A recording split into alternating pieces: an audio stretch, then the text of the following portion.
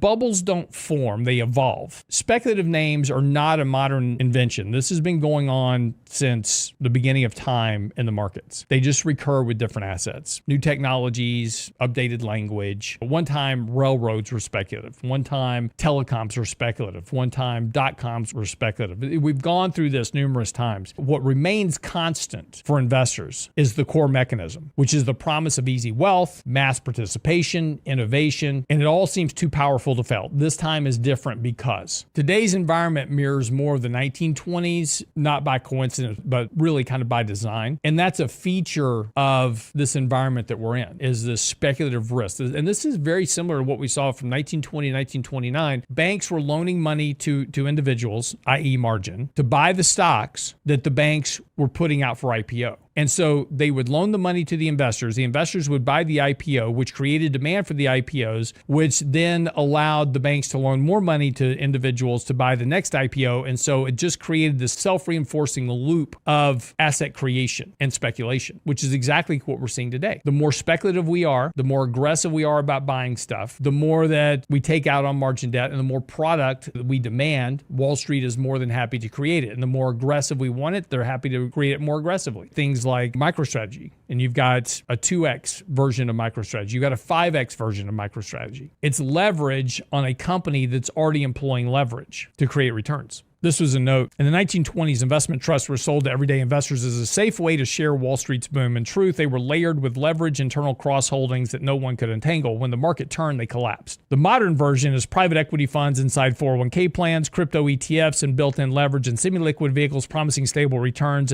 from inherently illiquid assets. As the New York Times recently noted, these vehicles are pitched to ordinary investors as opportunities once reserved for the elite. Still, they obscure risk behind slick packaging and limited redemption rates. That's the risk. Again, it's just something to think about, because what makes this period dangerous, and look, I'm not saying that the markets are about to crash. It's just about being aware of the risk that you're taking. So when you're managing your portfolio, you're careful about layering risk, particularly if you're using leverage. So what makes this dangerous is this illusion that we have of liquidity. And in reality, the markets are not liquid because all the money is concentrated in just a few assets. That's more of an issue of fragility than liquidity. This all works as long as prices rise. The problem comes when prices stop rising. And you got a little bit of a taste of that back in April when we had that near 20% decline, and it happened very quickly. That's going to be more of what the future looks like. Corrections will occur. And when those corrections occur, they're going to be fairly brutal. And this is the part that you've got to kind of factor in. So stress test your portfolio a bit. Catch me daily on The Real Investment Show.